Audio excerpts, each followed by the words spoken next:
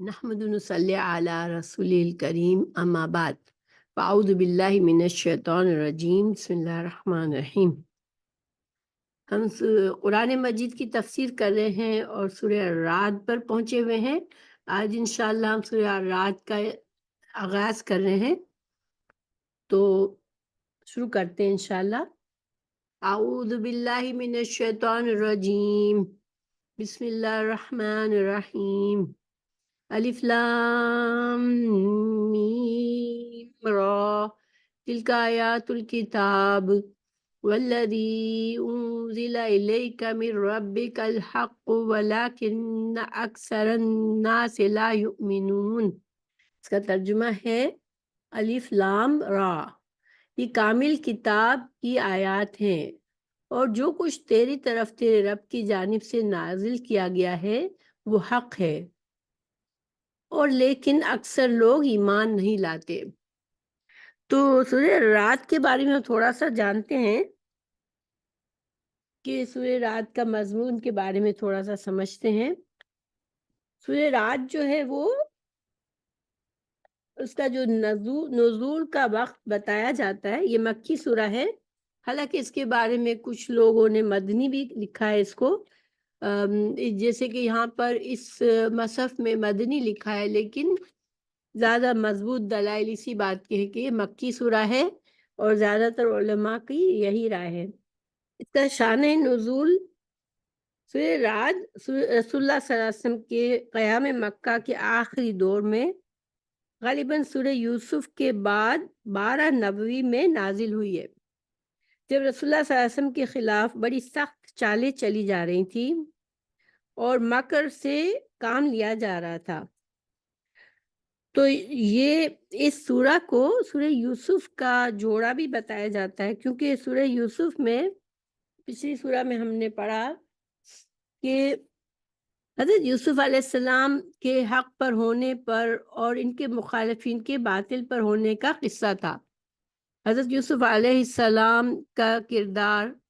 اور آپ کا جو اللہ پر توکل، آپ کا اللہ سے تعلق اور ہر مشکل میں اللہ پر بھروسہ اور صبر کا جو بہترین مظاہرہ ہم نے دیکھا، پھر ان کے مخالفین کا باطل پرست ہونا ہم نے دیکھا کہ ان کے خلاف چالیں چلی گئیں، ان کو زبردستی ان پر مجبور کیا گیا، ان کو دھمکی دی گئی، گناہ پر اکسایا گیا، اور نہ ماننے پر ان کو قید کی دھمکی دی گئی۔ اسی طرح ان کو قید میں ڈالا گیا، کوئی جانتے بوجھتے کہ وہ بے گناہ ہے۔ تو یعنی کہ پورے جو واقعات ہم نے پڑھے وہ سب کیا تھے؟ ایک طرح سے باطل کا حق کے ساتھ ایک طرح سے ٹکراؤ تھا۔ تو سورہ یوسف میں بھی ہم یہی دیکھیں گے کہ حق اور باطل کے فرق کو یہاں پر قصے کے ذریعے نہیں بیان کیا جائے گا، لیکن انسان کی عقل کو جگایا جائے گا، ایسے دلائل دیے جائیں گے، آفاقی دلائل، کائنات میں جو چیزیں ہم انسان دیکھتا ہے، صبح شام آسمان زمین میں جو نشانیاں دیکھتا ہے، تو یہ ساری جو اللہ تعالیٰ کی اس سے توحید کے طرف اشارہ ہوتا ہے۔ ایک عقل مند انسان صرف کائنات کی نشانیوں پر غور کرتا ہے تو اس کو اللہ کے حق ہونے اور اللہ کے واحد ہونے کا اور ایک خالق کائنات کی موجودگی کا احساس ہوتا ہے۔ تو سورہ رعد میں بہت ہی تفصیل کے ساتھ یہ کائنات کے دلائل ہمیں بتائے گئے ہیں۔ سورہ یوسف میں ہم نے سورہ یوسف کی آیت نمبر 108 میں اللہ تعالیٰ نے 108 میں اللہ تعالیٰ نے رسول اللہ صلی اللہ علیہ وسلم سے فرمایا، قُلْ هَذِهِ سَبِيلِي أَدْعُو إِلَى اللَّهِ عَلَى بَصِيرَةٍ أَنَا وَمَنِ اتَّبَعَنِي وَسُبْحَانَ اللَّهِ وَمَا أَنَا مِنَ الْمُشْرِكِينَ۔ کہہ دے یہی میرا راستہ ہے، میں اللہ کی طرف بلاتا ہوں، پوری بصیرت پر ہوں۔ تو پوری بصیرت پر ہوں یعنی کہ غور و فکر کرنے کے بعد تمام جو دلائل ہیں میرے پاس، جو قرآنی آیات ہیں، جو کائنات ہے کی نشانیاں ہیں، وہ ہر چیز اپنے خالق کی طرف اشارہ کرتی ہے، اپنے خالق کے بارے میں ہمیں ثبوت پیش کرتی ہے، اور جو بھی انسان بصیرت پر ہے، جو غور و فکر کرنے والا ہے، تو وہ حق کو پہچان لیتا ہے کہ یہی صحیح راستہ ہے، اللہ کی طرف جانے کا یہی راستہ ہے، کہ رسول اللہ صلی اللہ علیہ وسلم کی جو پیروی کرنے والے ہیں وہ بھی بصیرت پر ہیں، اور رسول اللہ صلی اللہ علیہ وسلم بھی بصیرت پر ہے۔ جو ان کے خلاف چالے چلتے ہیں وہ مشرک اور باطل قوتیں ہیں۔ تو یہاں پر سورہ رعد میں بھی ہمیں اب یہ ساری چیزیں آفاقی دلائل دکھائے جائیں گے، یعنی عقلی طور پر جو بصیرت کا ذکر سورہ یوسف میں کیا گیا، بصیرت پر ہونے کی۔ اور بصیرت کیا ہوتی ہے؟ بصیرت جو ہوتی ہے وہ بصارت آنکھ سے دیکھنا، اور بصیرت دل کی آنکھ سے سمجھنا چیزوں کو، جو انسان کو اللہ نے ایک سمجھ دی ہے، عقل دی ہے، اور جو اس کو وہ دل جو اس کو اللہ کی پہچان کراتا ہے، انسان کی وہ صلاحیت جس کو دل کہا گیا ہے، جس سے انسان اپنے اللہ کو پہچانتا ہے۔ تو یہ سب چیزیں جو ہے یہاں پر سورہ رعد میں ہمیں وہ دلائل دیے جائیں گے کہ انسان کی عقل، غور و فکر کرنے والے انسان کی عقل کھل جائے گی اور وہ توحید کو سچ مانے گا۔ تو سورہ رعد میں اصل میں توحید کے دلائل ہیں، رسول اللہ صلی اللہ علیہ وسلم کی رسالت کے دلائل ہیں، اور آخرت کے دلائل ہیں۔ یہ سارا مضمون اس میں ہے کہ یہی سچ ہے اور یہی حق ہے۔ اچھا، تو ہم اس کو مزید اس سورہ کی تفسیر کو سمجھتے ہیں انشاءاللہ۔ دیکھیے، جو شروع کی آیات ہیں اس میں تمہید کی گئی ہے، جس میں پیغمبر صلی اللہ علیہ وسلم کو خطاب کر کے یہ حقیقت واضح کی گئی ہے کہ یہ کتاب الہی کی آیات ہیں،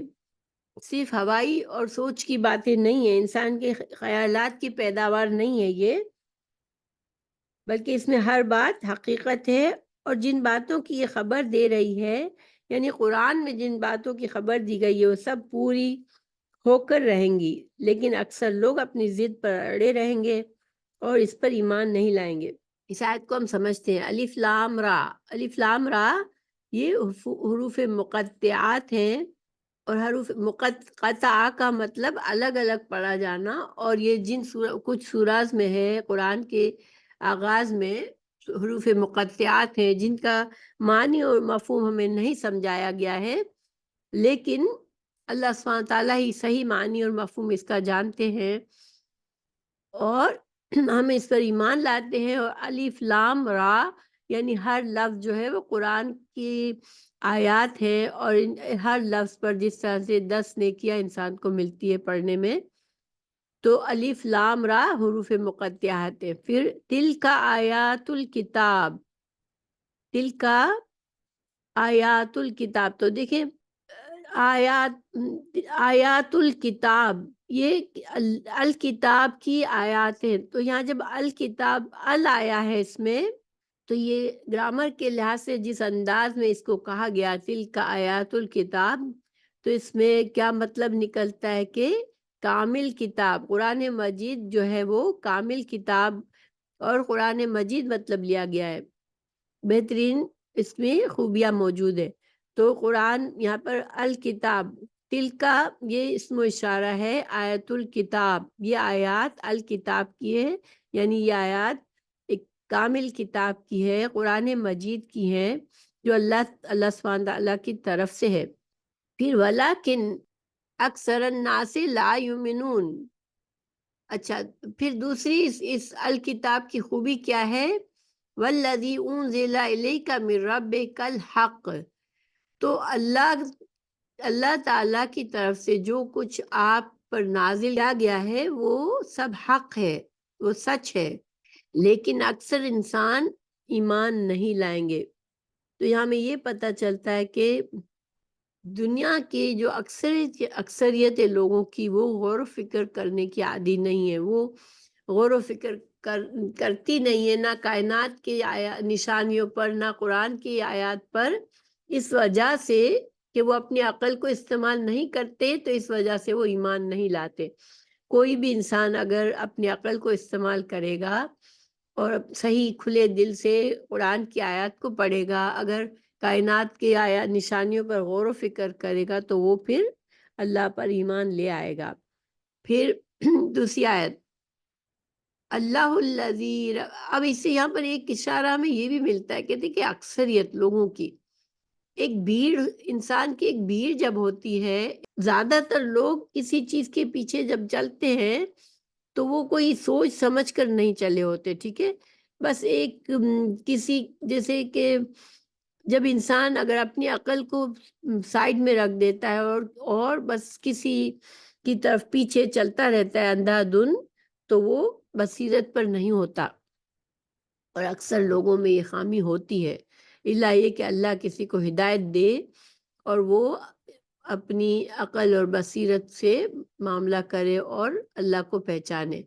پھر اللہ تعالیٰ مزید فرما رہے ہیں، اللہ الذی رفع السماوات بغیر عمد ترونہا، اللہ ہی ہے، اللہ وہ ذات ہے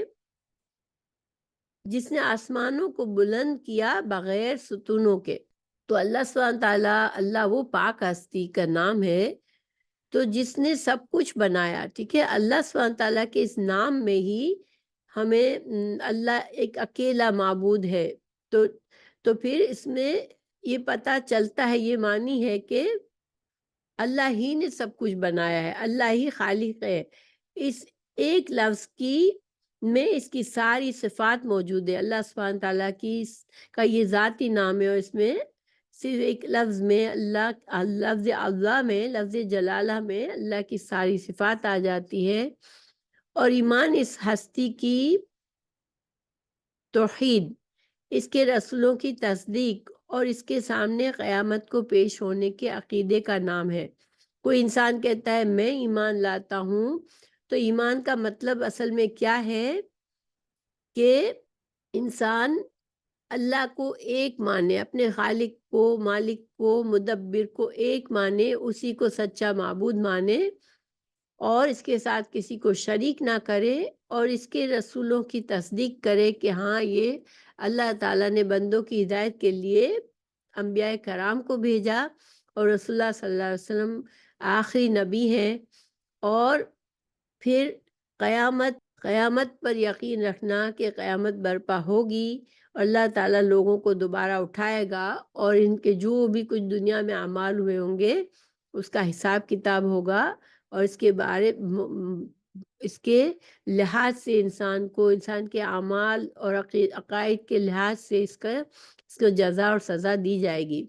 تو یہاں پر اللہ تعالیٰ نے انسانوں کے سامنے آسمان اور زمین میں اپنی قدرت کی کچھ نشانیوں کی طرف توجہ دلائی ہے تاکہ وہ توحید اور رسالت اور قیامت پر ایمان لے آئے۔ سب سے پہلے آسمان کا ذکر فرمایا، یہ جو آسمان کا ذکر فرمایا، آسمان کو اور زمین کو پیش کیا جا رہا ہے ایک اللہ کی توحید کی نشانی کے طور پر، تو یہ قرآن میں کئی جگہ کیا گیا ہے۔ سورہ المومنون آیت نمبر 57 میں کہا،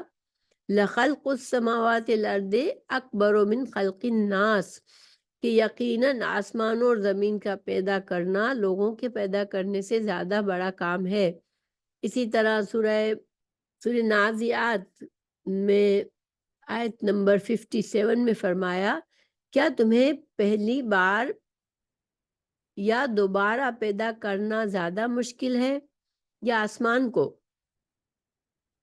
اور وجود اور آسمان کے اور اپنے وجود اور آسمان کے وجود کا مقابلہ کر کے تو دیکھو، یعنی انسان سوچے کہ جس اللہ نے مجھے پہلی بار پیدا کیا جب میں کچھ بھی نہیں تھا، تو اس وقت اس نے پیدا کیا، تو کیا میں جب مر جاؤں گا، اس دنیا سے رخصت ہو جاؤں گا، تو کیا وہ اللہ مجھے دوبارہ نہیں اٹھا سکے گا؟ کیونکہ دیکھیں مشرکین کا یہ اعتراض تھا کہ ہم ہڈیاں ہو جائیں گے، ہم گل سڑ جائیں گے، مر جائیں گے، تو کیا پھر اللہ ہمیں اٹھائے گا دوبارہ؟ اچھا، یہاں پر بغیر عمدن ترونہا، یہاں یہ جو لفظ ہے، یہ جو ٹکڑا ہے آیت کا، کہ اللہ نے آسمان کو، اس کے دو ترجمے کیے گئے، ایک یہ کہ اللہ تعالیٰ نے آسمان کو ایسے ایسے ستونوں کے ذریعے پیدا، یعنی آسمان جو ایک چھت کی طرح ہے جو زمین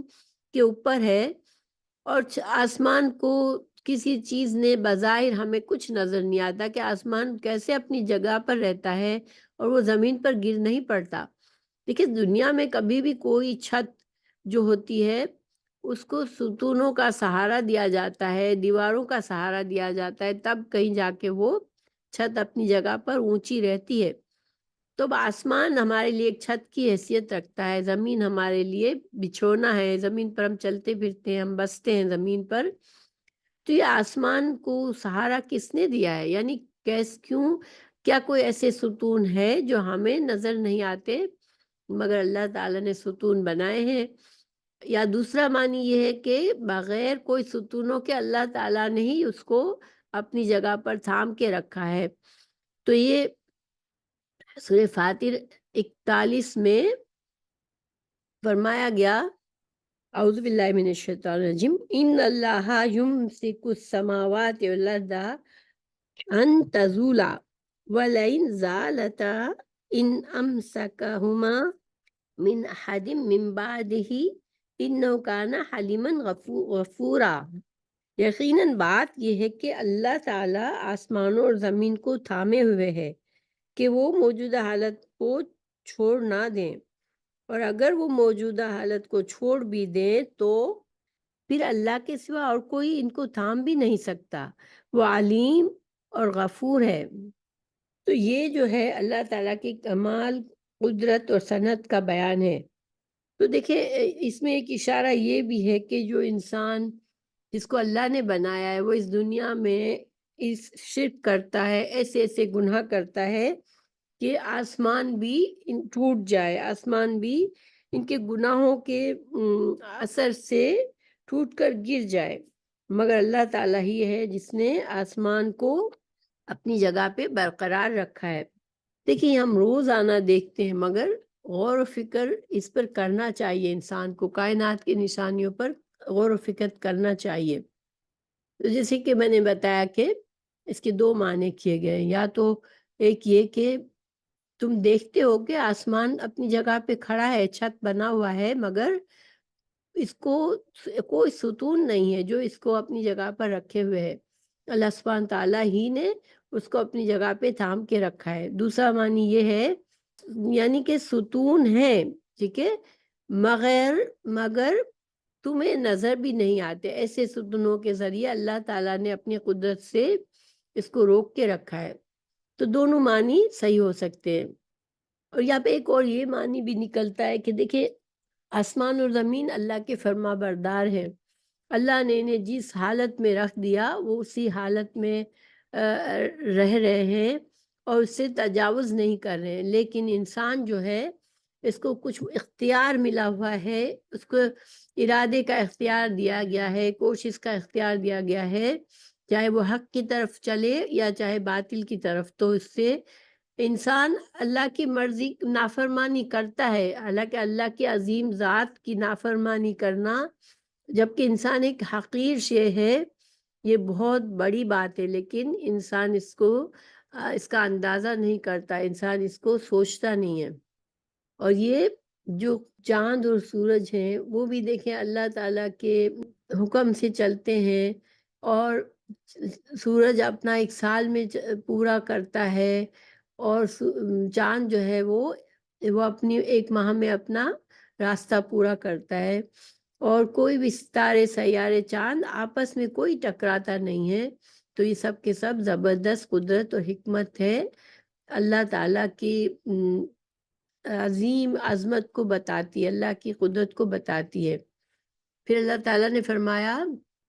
کُلٌ یجری لأجل مسمى یدبر الامر یفصل الآیات لعلکم بلقاء ربکم توقنون۔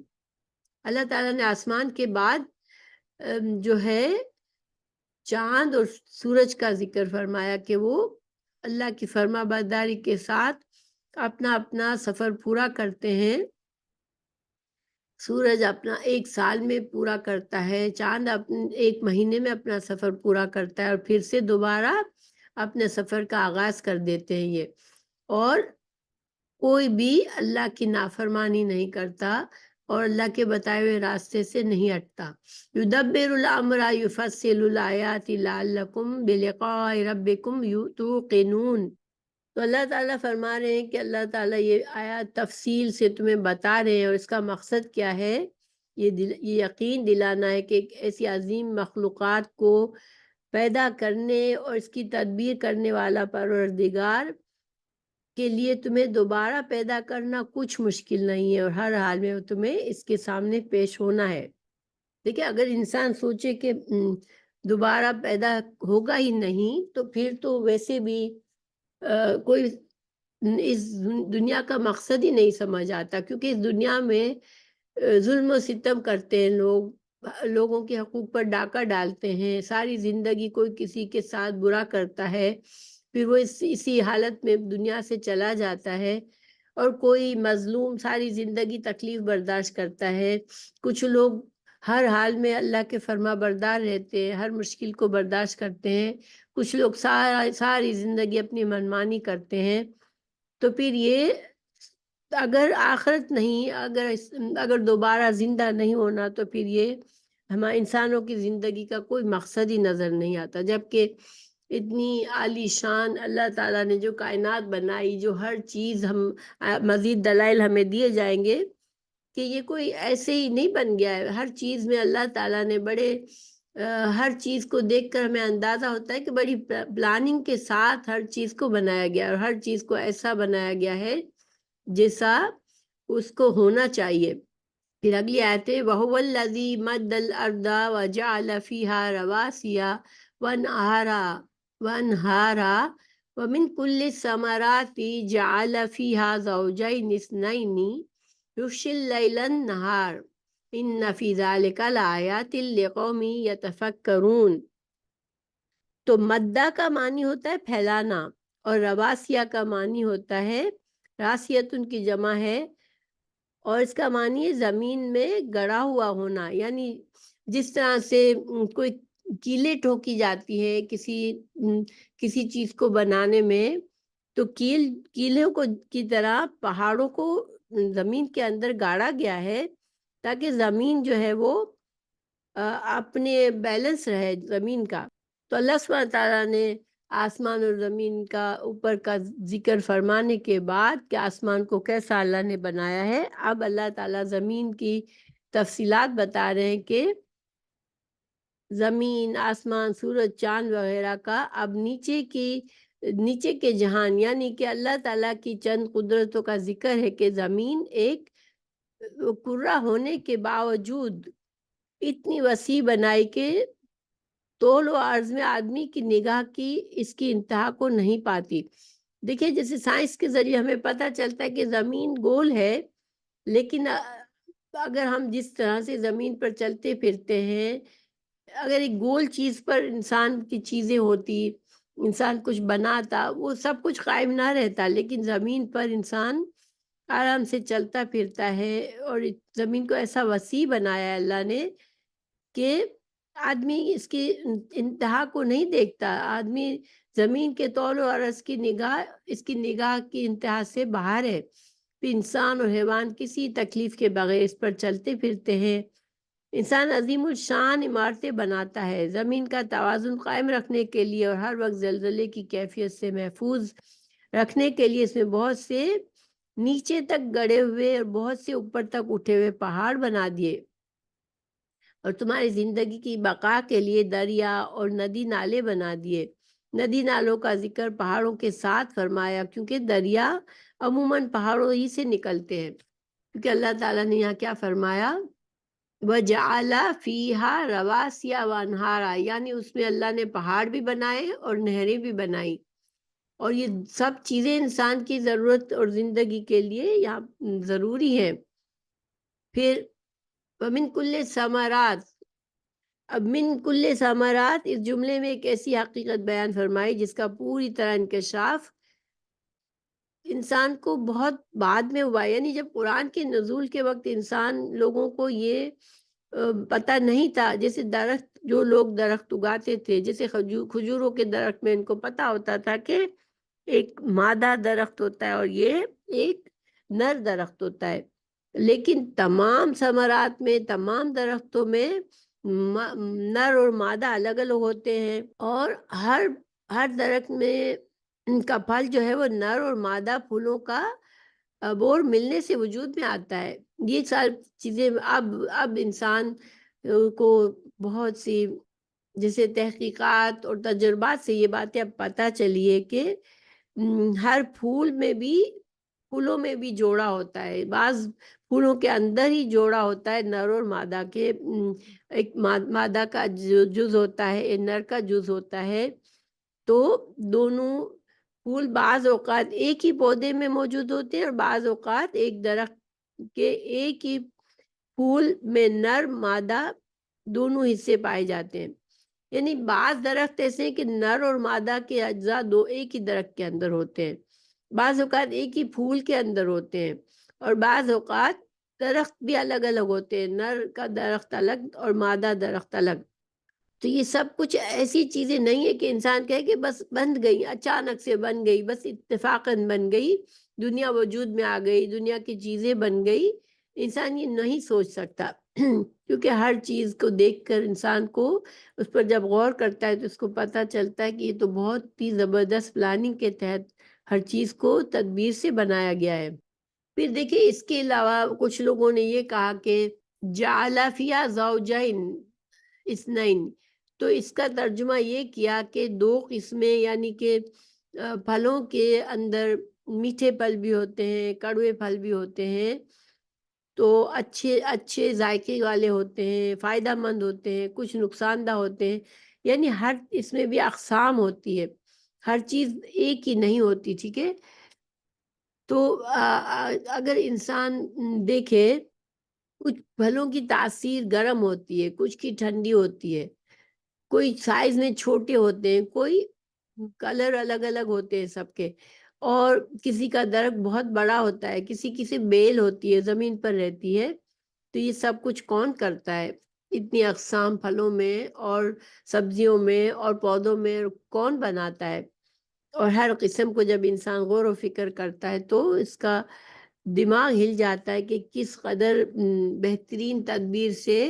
یہ چیزیں بنائی گئی ہیں۔ پھر اللہ تعالیٰ نے فرمایا یغشی اللیل النہار ان فی ذالک لآیۃ لقوم یتفکرون، تو یہ بھی اللہ کی قدرت ہے۔ دیکھیں کہ بندوں پر رحمت ہے اللہ کی کہ اللہ تعالیٰ نے یغشی کا مطلب ہوتا ہے ڈھانپ لینا، ٹھیک ہے، تو ایک چیز کو دوسری چیز سے ڈھانپنا یکشی ہوتا ہے، تو رات کو دن پر اللہ تعالیٰ اڑا دیتا ہے۔ دیکھیں رات آتی ہے تو اندھیرا ہو جاتا ہے، ہر چیز چھپ جاتی ہے، دن روشن ہوتا ہے، انسان رات کو سوتا ہے، آرام کرتا ہے جو اس کے لیے ضروری ہے۔ مخلوقات کو ایک وقت کے بعد آرام کرنا پڑتا ہے۔ اگر رات نہ آتی اور صرف اجالا ہی اجالا ہوتا تو انسان کس طرح سے سکون محسوس کرتے۔ دنیا میں جو خاموشی اور سکون ہوتا ہے رات کے وقت جس میں مخلوقات آرام کرتی ہے، تو وہ اگلے دن کے لیے تازہ دم ہو جاتے ہیں۔ پھر جب دن آتا ہے تو دن کی روشنی میں انسان اپنی زندگی کے کام کاج کرتا ہے۔ سورہ قصص 71 سے 73 تک بھی اس مضمون کو بیان کیا گیا ہے۔ اللہ تعالیٰ نے فرمایا سورہ قصص میں آیت 71 میں، کہہ دیجئے کہ دیکھو تو صحیح، اگر اللہ تعالیٰ تم پر رات ہی رات قیامت تک برابر کر دے تو سوائے اللہ کے کون معبود ہے جو تمہارے پاس دن کی روشنی لائے؟ کیا تم سنتے نہیں ہو؟ پوچھے کہ یہ بھی بتا دو کہ اگر اللہ تعالیٰ تم پر ہمیشہ ہمیشہ قیامت تک دن ہی دن رکھے تو بھی سوائے اللہ تعالیٰ کے کون معبود ہے جو تمہارے پاس رات لے آئے جس میں تم آرام حاصل کرو؟ کیا تم دیکھ نہیں رہے؟ اسی نے تو اپنے فضل سے تمہارے لیے دن اور رات مقرر کر دیے کہ تم رات میں آرام کرو اور دن میں اس کی بھیجی ہوئی روزی تلاش کرو، اس لیے کہ تم شکر ادا کرو۔ دیکھیے یہ ساری ایسی چیزیں ہیں کہ واقعی میں ہم دن اور رات ہم زندگی گزارتے ہیں، مگر کتنے لوگ بیٹھ کے یہ چیزوں پر غور کرتے ہیں؟ مگر یہ عظیم نشانیاں ہیں غور و فکر کرنے والوں کو یہ اپنے خالق سے ملاتی ہے۔ ان فی ذالک لآیات لقوم یتفکرون، اللہ تعالیٰ نے فرمایا کہ نشانیاں تو ہیں مگر کس کے لیے؟ جو غور و فکر کرتے ہیں۔ اور دیکھیے کائنات پر غور و فکر کرنا بھی ایک عبادت ہے۔ اگر انسان ایک خالق کو ڈھونڈنا چاہتا ہے، اس پر غور کرتا ہے کہ اللہ تعالیٰ نے کیسے یہ سب چیزیں بنائی ہیں، تو یہ بھی ایک عبادت ہے۔ وَفِي الْأَرْضِ قِطَعٌ مُتَجَاوِرَاتٌ وَجَنَّاتٌ مِّنْ أَعْنَابٍ وَزَرْعٌ وَنَخِيلٌ صِنْوَانٌ وَغَيْرُ صِنْوَانٍ يُسْقَىٰ بِمَاءٍ وَاحِدٍ وَنُفَضِّلُ بَعْضَهَا عَلَىٰ بَعْضٍ فِي الْأُكُلِ إِنَّ فِي ذَلِكَ لَآيَاتٍ لِقَوْمٍ يَعْقِلُونَ۔ اب اللہ تعالیٰ فرما رہے ہیں اور زمین میں ایک دوسرے سے ملے ہوئے مختلف ٹکڑے ہیں، اور انگوروں کے باغ اور کھیتی اور کھجور کے درخت کئی تنوں والے اور ایک تنے والے، جنہیں ایک ہی پانی سے سیراب کیا جاتا ہے۔ ہم ان میں سے بعض کو پھل میں بعض پر فوقیت دیتے ہیں۔ بلا شبہ اس میں ان لوگوں کے لیے یقیناً بہت سی نشانیاں موجود ہیں۔ تو قطعن کا جو ہے یہ قطعتن کی جمع ہے اور اس کا معنی ہے ٹکڑے، ٹھیک ہے۔ اور متجاوراتن جوارن ہمسائیگی سے ہے، یعنی کہ اس کا مطلب یہ ہے کہ ساری زمین ایک جیسی نہیں ہے، ٹھیک ہے۔ کوئی ٹکڑا زرخیز زمین کا ہے، کوئی شور کا ہے، کوئی نرم زمین ہے، کوئی پتھریلی ہے۔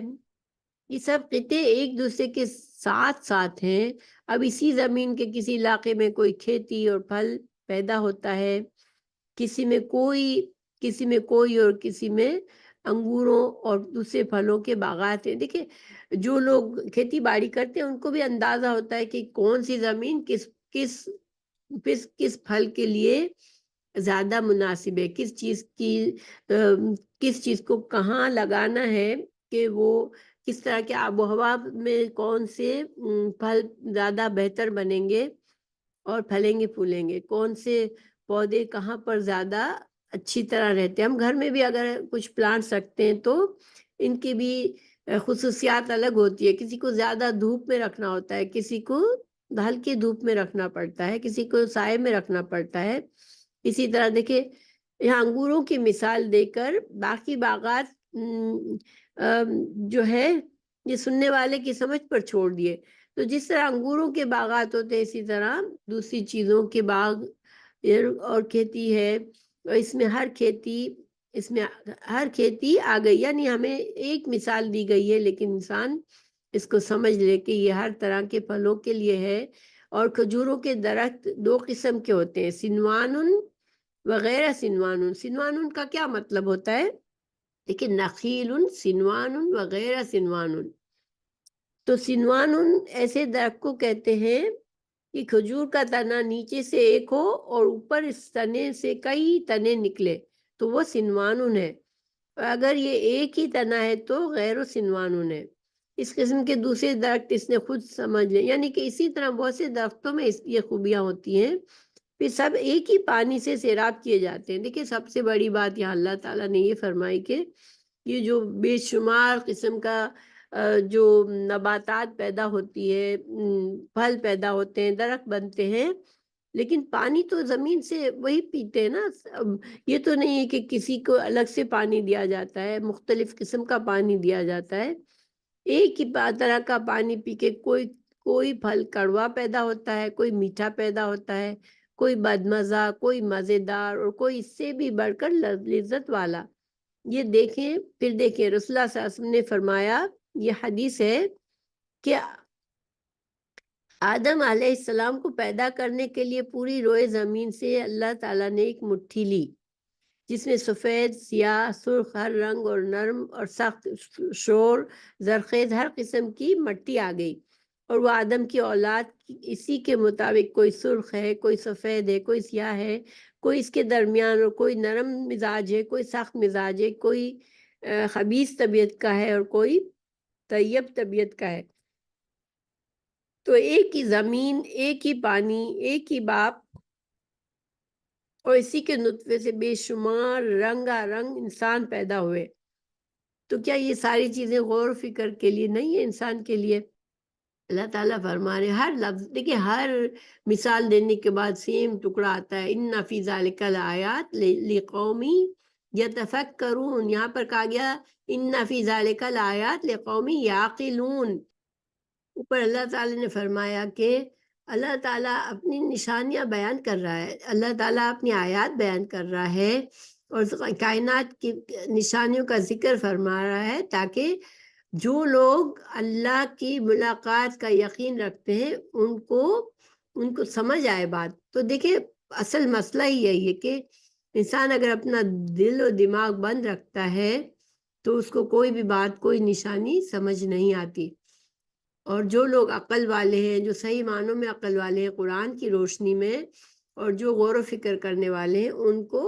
یہ اللہ تعالیٰ کی نشانیوں سے ان کو بات سمجھ آ جاتی ہے، توحید کی ان کو نشانیاں مل جاتی ہے۔ پھر آگے اللہ تعالیٰ فرما رہے ہیں وَإِن تَعْجَبْ فَعَجَبٌ قَوْلُهُمْ أَإِذَا كُنَّا تُرَابًا أَإِنَّا لَفِي خَلْقٍ جَدِيدٍ أُولَئِكَ الَّذِينَ كَفَرُوا بِرَبِّهِمْ وَأُولَئِكَ الْأَغْلَالُ فِي أَعْنَاقِهِمْ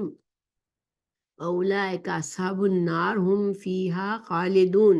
اور اللہ تعالیٰ فرما رہے ہیں کہ اگر آپ کو تعجب کرتے ہیں، آپ ان پر تعجب کرتے ہیں، تو ان کا یہ کہنا بہت ہی عجیب ہے کہ کیا جب ہم مٹی ہو جائیں گے تو کیا واقعی ہم یقیناً ایک نئی پیدائش میں ہوں گے؟ یہی لوگ ہیں جنہوں نے اپنے رب کا انکار کیا، اور یہی ہیں جن کے گردوں میں طوق ہے، اور یہی آگ والے ہیں، اور وہ اس میں ہمیشہ رہنے والے ہیں۔ تو تعجب یعنی عجب سے، ٹھیک ہے، ہم اردو میں بھی عجیب بات ہے کہتے ہیں، ہمیں کسی بات پہ تعجب ہوتا ہے، ٹھیک ہے۔ تو تعجب جو ہے مطلب یہ کہ اگر آپ اتنی نشانیاں دیکھ کر بھی ان کے ایمان نہ لانے پر تعجب کرتے ہیں، اب ظاہری بات ہے کہ اتنی نشانیاں کائنات کی ہے، اللہ تعالیٰ نے قرآن میں ان کا ذکر فرمایا، انسان چلتے پھرتے روز دیکھتا ہے، تو رسول اللہ صلی اللہ علیہ وسلم سے کہا جا رہا ہے کہ آپ کو تعجب ہے کہ یہ ساری آیات، ساری نشانیاں دیکھ کر پھر کیوں ایمان نہیں لاتے؟ تو اللہ تعالیٰ نے فرمایا کہ تعجب آپ اس بات پر کریں کہ وہ ان کو دوبارہ نئے سرے سے پیدا ہونے کا وہ ناممکن قرار دیتے ہیں۔ یعنی اللہ تعالیٰ نے انہیں پیدا کیا ہے تو یہ وہ کیسے اس بات کو ناممکن سمجھ سکتے ہیں کہ اللہ ہمیں دوبارہ نہیں پیدا کر سکے گا؟ تو حالانکہ جو شخص معمولی علم اور معمولی عقل رکھتا ہے بآسانی سمجھ سکتا ہے کہ اتنی قدرتوں کے مالک اور پہلی دفعہ انہیں پیدا کرنے والے کے لیے انہیں دوبارہ نئے سرے سے پیدا کرنا کوئی مشکل نہیں ہے۔ پھر اللہ تعالیٰ وجہ بتا رہے ہیں کہ کیوں اتنی ساری نشانیاں ان کو کیوں اثر نہیں کرتی، ان کو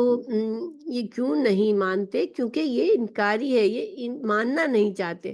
یعنی جب انہوں نے آخرت سے انکار کیا تو گویا اللہ کی قدرت سے انکار کیا، اور یہ کہا کہ اللہ اتنا عاجز اور بے بس ہے کہ انہیں دوبارہ پیدا ہی نہیں کر سکے گا۔ تو دیکھیں کفر کیا ہے، کافر کون ہوتا ہے؟ کافر وہ ہوتا ہے جس کو حقیقت پتہ چل جائے، حق پتہ چل جائے، لیکن وہ اس کا ماننے سے انکار کر دے۔ تو اللہ تعالیٰ ان کے بارے میں بتا رہے کہ اصل میں یہ نہیں کہ ان کو سمجھ نہیں آ رہا، آپ تو تعجب تو ہوتا ہے کہ یہ نہیں کیوں سمجھتے، تو یہ نہیں اس لیے سمجھتے کہ ان کو سمجھنا نہیں ہے، وہ انکاری ہے اللہ کو ماننے سے، وہ آخرت میں دوبارہ یہ اٹھائے جانے کے، تاکہ دنیا میں جو چاہے کرتے پھرے۔ انسان کیوں آخرت سے گھبراتا ہے؟ جب واقعی جس کو آخرت کا یقین ہو جائے وہ دنیا میں اللہ کی نافرمانی نہیں کرے گا، کیونکہ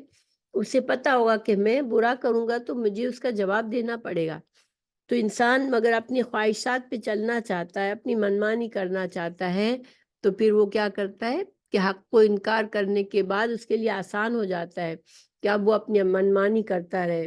مگر اللہ تعالیٰ یہاں کیا فرما رہے ہیں؟ اولئک الاغلال فی اعناقہم، تو یعنی کہ انہوں نے آخرت کا انکار کیا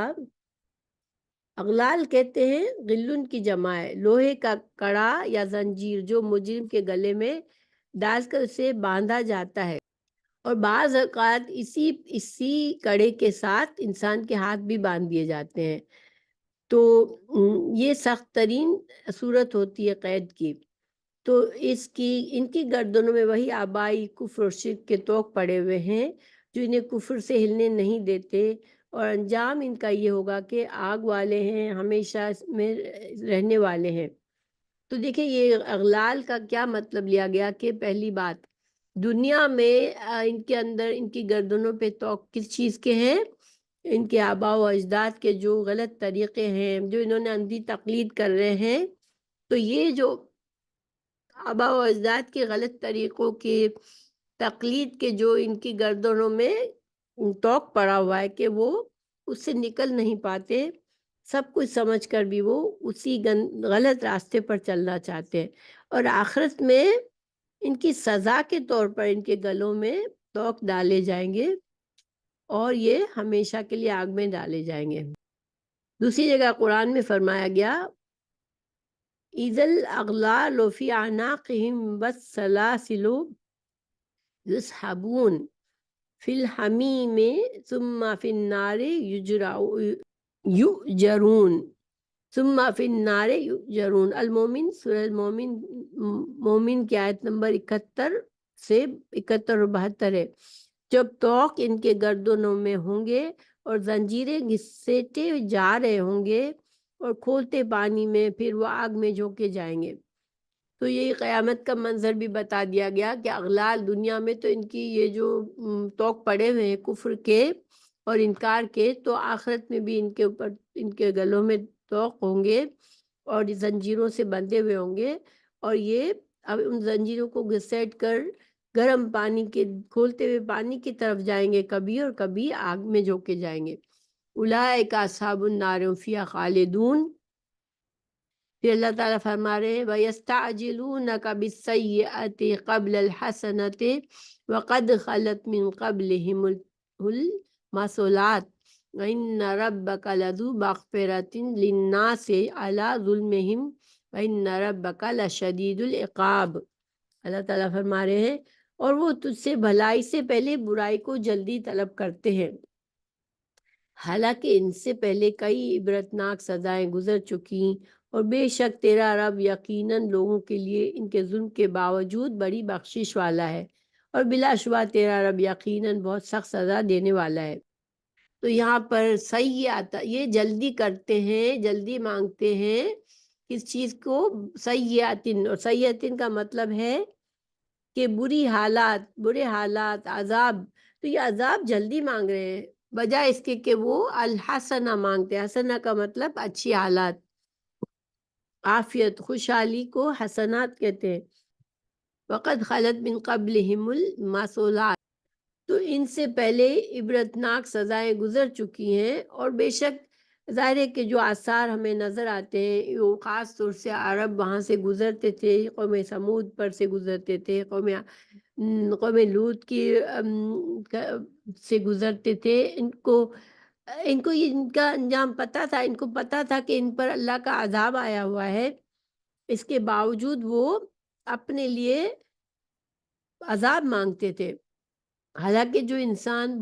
دوسروں پر عذاب اور برے حالات دیکھتا ہے تو اس کو عبرت پکڑنی چاہیے۔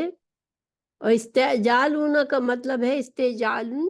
یعنی کہ کسی چیز کا وقت آنے سے پہلے اسے لانے کا مطالبہ کرنا۔ تو یعنی ان کی سرکشی تک اس حد تک پہنچ چکی ہے کہ جھٹلانے اور مذاق اڑانے کے لیے تندرستی اور عافیت مانگنے کے بجائے وہ کہتے ہیں کہ عذاب لانے کا مطالبہ کرتے ہیں۔ یعنی رسول اللہ صلی اللہ علیہ وسلم سے جب بحث کرتے تھے تو وہ آپ کا مذاق اڑاتے تھے آپ سے، اور پھر وہ کیا کہتے تھے کہ اچھا تو یہ عذاب لے آؤ پھر ہم پر، اگر آپ عذاب سے ہمیں ڈراتے ہو تو لے آؤ ہم پر عذاب۔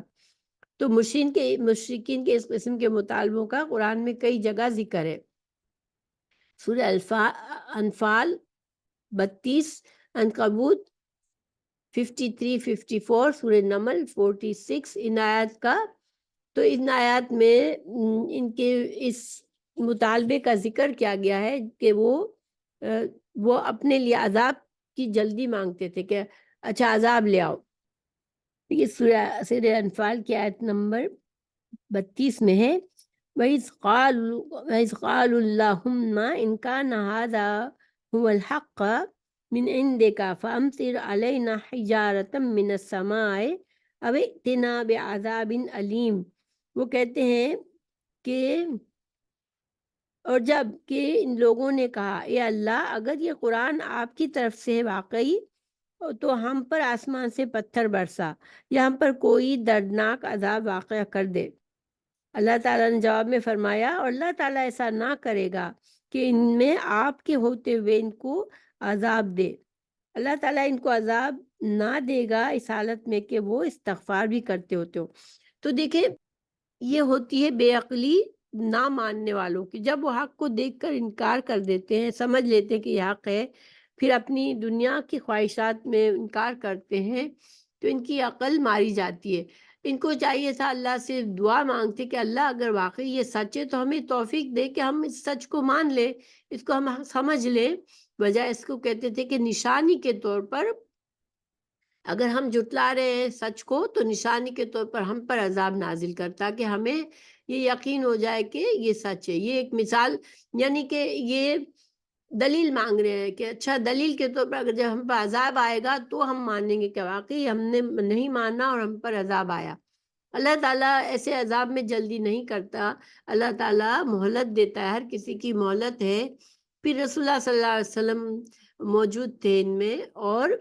رسول اللہ صلی اللہ علیہ وسلم دین کی تبلیغ کر رہے تھے. جو ماننے والے تھے وہ مان بھی رہے تھے. تو ان کے ان سارے مطالبات کے باوجود اللہ تعالیٰ نے اپنی رحمت سے ان پر عذاب نہیں برسایا تھا. کیونکہ وَإِنَّ رَبَّكَ لَذُو مَغْفِرَةٍ لِلنَّاسِ عَلَىٰ ظُلْمِهِمْ کہ اللہ سبحانہ تعالیٰ لوگوں کے لیے ان کے ظلم کے باوجود بڑی بخشش والا ہے. یعنی کہ لوگ کفر اور شرک کا ظلم کرتے ہیں لیکن اللہ تعالیٰ اس کے باوجود ان کو ان کی مہلت پوری کرنے دیتا ہے. یہ اللہ کی ذو مغفرتن ہونے کی دلیل ہے کہ اللہ انسان بعض اوقات بڑے سے بڑے گناہ کر لیتا ہے لیکن مرنے سے پہلے پلٹتا ہے اللہ کی طرف تو اللہ تعالیٰ ان کو معاف کر دیتا ہے. تو اللہ تعالیٰ ظالموں کو بھی موقع دیتا ہے کہ شاید وہ پلٹ جائے اللہ کی طرف اور معافی مانگ لے. لیکن اس کا یہ مطلب نہیں ہے وَإِنَّ رَبَّكَ لَشَدِيدُ الْعِقَابِ بے شک اللہ مغفرت کرنے والا ہے، اللہ رحم فرمانے والا ہے. لیکن اگر اسی کفر کی حالت میں رہیں گے تو پھر اللہ کا عذاب بھی شدید ہے اور وہ اس عذاب سے نہیں بچ سکیں گے. پھر اللہ تعالیٰ نے یہ جو فرمایا کہ ان کے سامنے مثالیں ہیں کہ عذاب آیا تھا قوموں پر جنہوں نے اپنے رسولوں کے ساتھ زیادتی کی اور حق کو جھٹلایا. تو یہ ان کے پاس مثالیں ہیں جو چلے پھرے زمین پر اور دیکھ لیں کہ عذاب آیا تھا تو ان پر بھی عذاب آ سکتا ہے. پھر وَيَقُولُ الَّذِينَ كَفَرُوا لَوْلَا أُنزِلَ عَلَيْهِ آيَاتٌ مِّن رَّبِّهِ إِنَّمَا أَنتَ مُنذِرٌ وَلِكُلِّ قَوْمٍ هَادٍ. پھر اللہ تعالیٰ فرما رہے ہیں کہ یہ لوگ کہتے ہیں، وہ لوگ جنہوں نے کفر کیا کہتے ہیں کہ اس کے رب کی طرف سے کوئی نشانی کیوں نہ اتاری گئی. تو صرف ایک ڈرانے والا ہے اور ہر قوم کے لیے ایک راستہ بنانے والا ہے اور ہر قوم کے لیے ایک راستہ بتانے والا ہے. یعنی اللہ تعالیٰ نے لوگوں کو دنیا میں بھیجا تو مختلف اوقات میں مختلف زمانوں میں اللہ تعالیٰ نے ہادی بھی بھیجے، ہدایت دینے والے لوگوں کو خیر کی طرف بلانے والے بھی بھیجے. ایسے نہیں کہ اللہ تعالیٰ نے اپنی طرف سے ان کی ہدایت کا سامان نہیں کیا. لیکن جو لوگ کفر کرتے ہیں تو وہ کس طرح کی باتیں کرتے ہیں. یعنی قرآن جو ہے وہ رسول اللہ صلی اللہ علیہ وسلم کا معجزہ ہے اور وہ اچھی طرح جانتے تھے. وہ عرب لوگ قرآن کی زبان کو، قرآن اس کلام کو سمجھتے تھے کہ یہ کوئی انسانی کلام نہیں ہے. اگر ان کے پاس کوئی اور بڑا معجزہ نہیں بھی آیا کہ ان کے سامنے جس طرح کے پچھلے انبیاء کرام کو اللہ تعالیٰ نے معجزات دکھائے، رسول اللہ صلی اللہ علیہ وسلم کا معجزہ، سب سے بڑا معجزہ قرآن تھا، اور یہ عرب جانتے تھے کیونکہ وہ زبان دان تھے، ان کو سمجھ آتی تھی کہ یہ کلام کسی انسان کا نہیں ہے، مگر اس کے باوجود وہ معجزات مانگتے تھے کہ اس کو کوئی معجزہ بھی نہیں دیا گیا۔ تو دیکھیں نشانی تو اگر ان قرآن کی نشانی ان کے لیے کافی ہوتی ہے اگر انہیں ماننا ہوتا، لیکن یہ ایک بہانہ تھا ان کا کہ ہم کیسے مانے کہ اللہ کے رسول ہے، کہ ان کے پاس تو کوئی نشانی بھی نہیں اتری۔ سورہ بنی اسرائیل آیت 90 سے 93 تک کی آیات میں انہوں نے جو مطالبات کیے وہ بتائے گئے ہیں۔ سورہ بنی اسرائیل آیت نمبر 90 میں انہوں نے کہا کہ ہم آپ پہ ایمان لانے کے لیے نہیں، ہم آپ پر ایمان لانے والے نہیں یہاں تک کہ آپ ہمارے لیے زمین سے کوئی چشمہ جاری کر دیں، یا خود آپ کے لیے ہی کوئی باغ ہو کھجوروں اور انگوروں کا، اور اس کے درمیان آپ بہت سی نہریں جاری کر دکھائیں، یا آپ آسمان کو ہم پر ٹکڑے ٹکڑے کر کے گرا دیں جیسے کہ آپ کا گمان ہے۔ یعنی آپ سمجھتے ہیں کہ اللہ ہم پر عذاب ڈالے گا تو آپ آسمان کو ٹکڑے ٹکڑے کر کے عذاب کے طور پر ہم پر گرا دیں، اور یا آپ خود اللہ تعالیٰ کو اور فرشتوں کو ہمارے سامنے لا کھڑا کریں، یا آپ کے اپنے لیے کوئی سونے کا گھر ہو جائے، یا تو آپ آسمان پر چڑھ جائیں، اور ہم تو آپ کے چڑھ جانے کا بھی اسی وقت تک یقین نہیں کریں گے جب تک کہ آپ ہم پر کوئی کتاب نہ اتار لائیے جسے ہم خود پڑھ لیں۔ تو دیکھیں یہ کتنے عجیب و غریب قسم کے مطالبات کرتے تھے، اور مطلب یہ تھا اس میں استہزاء تھا، اللہ کے پیارے رسول کا مذاق اڑاتے تھے اس طرح کی باتیں کر کے، اور اپنے تکبر سے اتنی بڑی بڑی باتیں کرتے تھے۔ وہ ڈرتے نہیں تھے کہ اللہ تعالیٰ کا عذاب آئے گا تو یہ کہیں کے بھی نہیں رہیں گے۔ جہاں تک آیات کا معاملہ ہے، نشانیوں کا معاملہ ہے، تو دو طرح کی نشانیاں ہوتی ہیں، ایک تنزیلی یعنی اللہ تعالیٰ کی طرف سے اترنے والے احکامات اور آیات، اور دوسری تکوینی یعنی جس کا مقابلہ کرنے سے ساری کائنات عاجز ہو۔ یعنی تکوینی سے مطلب جو ہمیں کائنات میں نظر آتی ہے نشانیاں، قرآن میں دونوں خوبیاں ہیں، اس میں ہدایت کی آیات بھی ہیں، اور ساری دنیا کو پہلے پوری کتاب، پھر اس جیسی 10 صورتیں، اور پھر صرف ایک صورت جیسی صورت لانے کا چیلنج قیامت تک کے لیے ہے۔ یعنی کہ اللہ تعالیٰ نے ان کے لیے چیلنج رکھا کہ اور چونکہ وہ جیسے کہ میں نے بتایا کہ وہ جانتے تھے یہ جو کلام اللہ ہی کا ہے، یہ انسان ایسا کلام بنا ہی نہیں سکتا، اور ان کو جو چیلنج دیا گیا تو وہ اس وقت بھی وہ پورا نہ کر سکے۔ کئی دفعہ قرآن میں چیلنج آیا ان کے لیے کہ ایک صورت بنا دو، ایک آیت بنا دو، اس جیسی کچھ آیات بنا دو، تو لیکن کچھ بھی نہ کر سکے یہ، تو جس کا جواب کافر آج تک نہیں دے سکے۔ کفار کی ان کے پاس تالی دیکھیں کہ پھر بھی یہ کہہ رہے ہیں کہ ان پر کوئی نشانی کیوں نہیں اتری۔ اللہ تعالیٰ نے فرمایا انما انت منذر ولکل قوم ہاد۔ نبی کریم صلی اللہ علیہ وسلم مبشر بھی تھے اور منذر بھی تھے، یعنی خوشخبری دینے والے بھی تھے جو مان جائے، اور جو نہ مانے اس کو ڈرانے والے بھی تھے، مگر یہاں پر آپ کی صرف منذر بیان کیا گیا، ٹھیک ہے، آپ کی یہاں پر ڈراوے کی صفت بیان کی گئی کیونکہ معاملہ کفار کے ساتھ ہے، یہاں پر کفار کی باتوں کا جواب دیا جا رہا ہے، تو منذر کہا، اور ہادن پر تنوین تعظیم کیے، یعنی کہ وَلِكُلِّ قَوْمٍ ہادن یہاں تعظیم کے ساتھ ہے، یعنی اللہ پر ایمان نہ لانے والوں کے لیے دنیا اور آخرت کے عذاب سے ڈرانے والے کی ضرورت ہوتی ہے، اور ہر قوم کے لیے ایک عظیم رہنما ہوتا ہے۔ آپ کا کام کرشمے دکھانا نہیں، بلکہ آپ کی ذمہ داری لوگوں کو کفر کے برے انجام سے ڈرانا ہے، اور اس لیے آپ کرشمے دکھانے والے نہیں ہیں بلکہ صرف ایک عظیم ہادی ہیں، یعنی لوگوں کو برے انجام سے بتانے والے ہیں، اس سے آگاہ کرنے والے ہیں۔ انما کے ساتھ یہ حصر اضافی ہے، یعنی معجزہ دکھانے والے کے بجائے منذر ہیں، یہ نہیں کہ آپ منذر کے سوا کچھ بھی نہیں ہیں۔ تو گویا کہ یہاں جو کہا گیا کہ آپ تو صرف انما حصر کے لیے ہوتا ہے، ٹھیک ہے، یعنی کہ کچھ اور نہیں بلکہ آپ صرف منذر ہیں۔ تو اس کا یہ مطلب نہیں ہے کہ آپ صرف منذر تھے، آپ کی صفات میں آپ مبشر بھی تھے، تو مگر یہاں پر جو کہ یہاں پر صرف منذر سے بات کو پورا کیا گیا ہے کیونکہ اسی سے بات واضح ہوتی ہے۔ کافروں کو ڈرایا جا رہا ہے، یہاں کافروں کو بتایا جا رہا ہے۔ تو یہ رسول اللہ صلی اللہ علیہ وسلم ہادین بھی ہیں، ہم ہدایت لانے والے ہیں قوم کے لیے، امت کے لیے، اور یہ ہمارے لیے بھی ہے کہ رسول اللہ صلی اللہ علیہ وسلم کی دیکھیے بعض لوگ حدیث سے گھبراتے ہیں کہ نہیں حدیث کی ضرورت نہیں، ہم قرآن سے ہی سمجھ لیں گے، لیکن رسول اللہ صلی اللہ علیہ وسلم کا جو یہاں پر ٹائٹل بتایا گیا کہ آپ ہادی نے، آپ رہنمائی کرنے والے ہیں، تو آپ صلی اللہ علیہ وسلم کے فرامین کے ذریعے آپ نے اپنے زندگی جس طرح سے گزاری اللہ کے احکامات پر عمل کر کے، تو یہ ہمارے لیے آپ صلی اللہ علیہ وسلم ہی ہادی ہیں، یہ رہنمائی فرمانے والے ہیں، اور آپ کی رہنمائی کو جو ٹھکرائے تو پھر وہ ہدایت کا راستہ اس کو کہاں سے ڈھونڈے گا۔ تو بہرحال ہم یہاں پر اس کو روکتے ہیں، اور غور و فکر کے یہاں پر یہ ہے کہ انسان کی زندگی بہت مختصر ہے، اور اس زندگی کا بڑا مقصد ہے۔ اگر انسان غور و فکر کرنے والا ہے، اگر انسان اس زندگی کو سنجیدگی سے لیتا ہے اور سوچتا ہے کہ میں کیوں یہ اللہ تعالیٰ نے اتنی بڑی کائنات بنائی، ہر چیز کو اتنی تدبیر سے پیدا کیا، پھر میری ذات کو ایسا بنایا، تو اس کا کیا مقصد ہے؟ کوئی نہ کوئی مقصد ضرور ہے۔ جب انسان اپنے مقصد کو تلاش کرے، انسان کا مقصد اگر اسے سمجھ آئے گا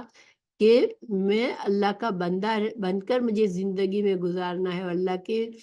اللہ کی رضامندی کے کام کرنا ہے، اللہ نے جو مجھے ہدایت کا راستہ رسولوں کے ذریعے بتایا اس پر عمل کرنا ہے، اور یہی میری زندگی کا مقصد ہے کہ جب میں دنیا سے رخصت ہوں تو اللہ مجھ سے راضی ہو، اور مجھے اللہ تعالیٰ جنت میں جگہ دے جو کہ انسانوں کے لیے بنائی گئی ہے، ان کے لیے جو دنیا کا وقت ضائع نہیں کرتے بلکہ ہدایت کو مانتے ہیں، سمجھتے ہیں، دنیا میں غور و فکر کرتے ہیں اور اللہ کے راستے پر چلتے ہیں۔ تو یہاں پر ہم اپنے سبق کو ختم کرتے ہیں۔